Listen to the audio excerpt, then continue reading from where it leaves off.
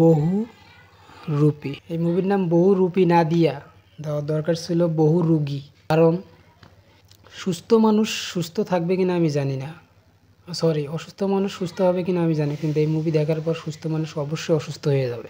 এতটাই বিরক্তকর এই মুভির প্লট বা গল্প বলতে পারেন। স্টোরি লাইনের কোনো আগা মাথা কিছু নাই, গোর মাথা কিছু নাই। কোথার থেকে কোথায় যেতেছে, কে কারে খুঁজতেছে, কে কারে ধরতেছে, কে কারে মারতেছে, কিছুই বুঝবেন না। এটা মুভি না হয়ে যদি বায়োস্কোপ হইতো তারও মনটারও বুঝতে পারতাম যে না বায়োস্কোপ দেখতেছি। আসলে এটা মুভি ভাই, বায়োস্কোপ থেকেও খারাপ।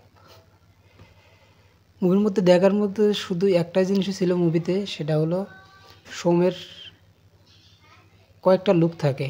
কোনো সময় দেখতেছেন হিজড়া সাজতেছে, কোনো সময় মেয়ে মানুষ সাজতেছে, কোনো সময় বেডি মানুষ সাজতেছে, আবার কোনো সময় দেখা যায় যে মানে কি বলবো ওগুলো আগামাথা আমার মনেই নেই কথা। আমি সোমকে দেখার জন্য মুভিটা দেখি নাই, আমি মূলত দেখছিলাম ইদিকা পলের জন্য। কারণ এই সময় আইসা ইদিকা পল আমার একজন ফেভারিট নায়িকা বলতে পারেন। তবে তার স্ক্রিপ্ট চয়েস এত খারাপ আমি কল্পনাও করতে পারিনি, এতটাই খারাপ।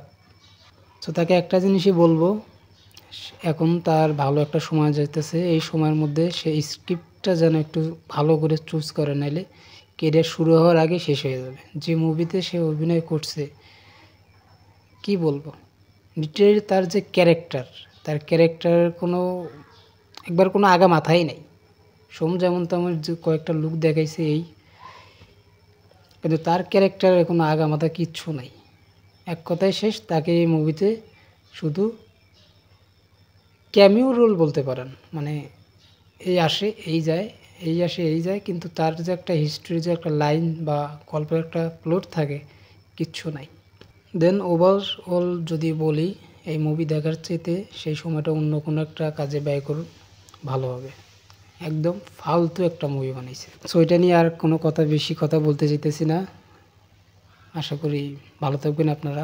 যারা দেখছেন তাদেরকে কেমন লাগছে, আর যারা দেখবেন আগামীতে তারা একটু লো এক্সপেকটেশন নিয়ে দেখবেন, মানে কোনো এক্সপেকটেশন রাখাই যাবে না, জিরো। তাহলে হয়তো বা একটু ভালো লাগতে পারে, আর না হলে বাদ। So by.